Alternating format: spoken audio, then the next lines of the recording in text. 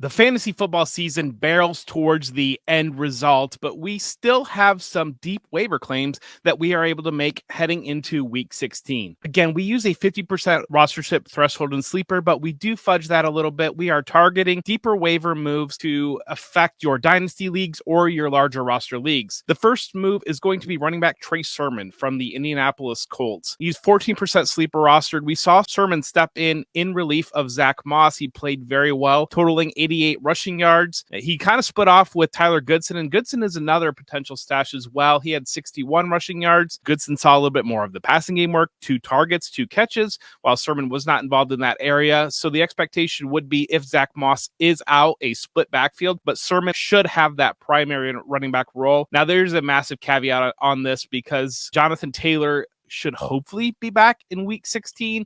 The team did not put him on IR, and he is bumping up against that 4-week threshold where it kind of tells you that if they didn't put him on IR, the expectation and hope would be he would be back within that window. So keep an eye on that. But Surman at 14% sleeper rostered, he's a player that in deep leagues you simply must add because he could step into a starting running back role, and we saw players such as Zamir White and Ty Chandler excel in those roles this past week. Trey Palmer, wide receiver from the Tampa Bay Buccaneers, 70% sleeper rostered. This one is more of a forward-looking projection in your dynasty leagues. I think it's pretty common knowledge now that Trey Palmer has stepped into the wide receiver 3 role for the Tampa Bay Buccaneers. He's been rivaling Chris Godwin and Mike Evans in snaps over the last couple weeks. The production hasn't been there, and so that's where he might fall on potential drops because he has not been putting up those fantasy points. But you need to look at the potential situation for the Buccaneers moving into this offseason. Mike Evans is a free agent, and the team can reap significant cap savings off of a Chris Godwin trade. So they're kind of in the middle here of whether or not they're going to retain both receivers moving forward. Palmer is the type of receiver that you want to look to add at this point in the offseason if you are in a dynasty league or a keeper league, because if one of those receivers leaves, he stands for a significant value increase despite no games being played. So keep an eye on Trey Palmer, 70% sleeper rostered, again, well above our 50% threshold, but he might be dropped in some situations,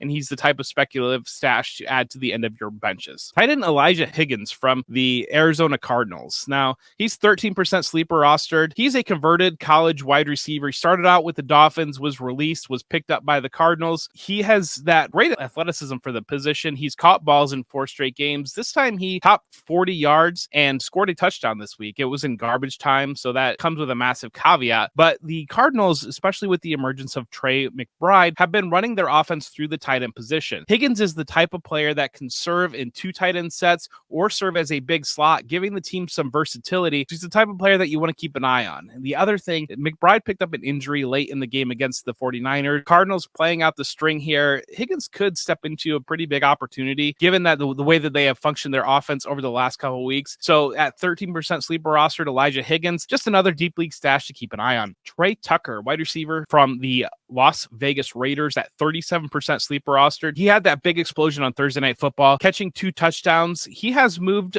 ahead of Hunter Renfrow as the 3rd receiver for the Raiders, and that should be solidified going into this offseason. Hunter Renfrow, the Raiders can save just above $11 million by moving on from Renfrow. So whether it be a trade or a straight up release, the financial incentive is heavily there for the Raiders to make a choice and to move from Renfrow, pushing Tucker into that 3rd receiver role. Tucker is a day 2 pick, and he's the rare day 2 pick as a rookie that didn't garner much attention at all, even through the rookie draft period. So at 37% sleeper rostered, and especially coming off that big game, this is the type of situation, again, flashing back to Trey Palmer, where he has shown the ability to produce, showed the ability to produce on Thursday Night Football in an island game. He can have a strong run to the end of the season as a complimentary receiver, and moving on from Renfrow and maybe even moving on from Devontae Adams could create a situation where he builds value. And so this is kind of what we want out of these young receivers, is players that can pop into value. Maybe you don't project them to be fantasy major contributors into your roster, but at this point we are looking to add value accumulators to move into the offseason,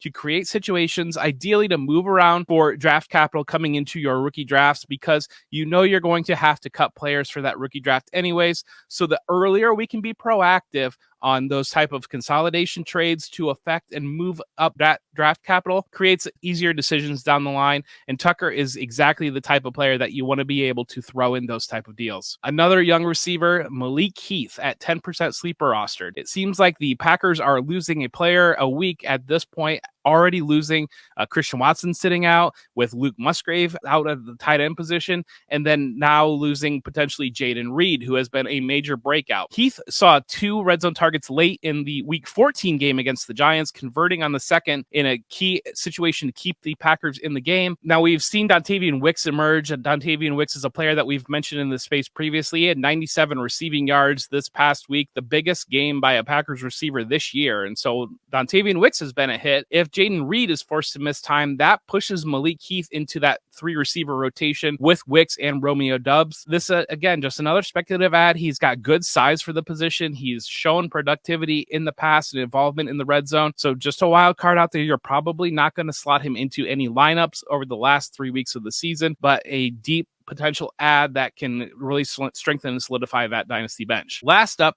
is running back Leonard Fournette at 53% sleeper rostered. The big reason why Leonard Fournette has not been active yet for the Buffalo Bills is Ty Johnson has really stepped up into a complementary role behind James Cook and Latavius Murray. We saw James Cook have the massive explosion against Dallas and really step into that primary back role since Joe Brady has taken over as offensive coordinator. Ty Johnson, as that third complementary back, was seen getting x-rays following the game, and so his availability could raise into question. This is an opportunity for Fournette to be active for the first time this year. Again, we are just churning. The other thing that you want to do, in addition to adding these young, but probably receivers at this point, players that can add some dynasty value in the offseason, is to add these backs that look lower down the depth chart that can step into great opportunity. And Fournette is that type of back. We've seen Latavius Murray as the primary complement to Cook, and Murray has kind of struggled with effectiveness there. If Fournette is active, this is a situation he could quickly move above and even or above with Latavius Murray in Ty Johnson's role. And then if,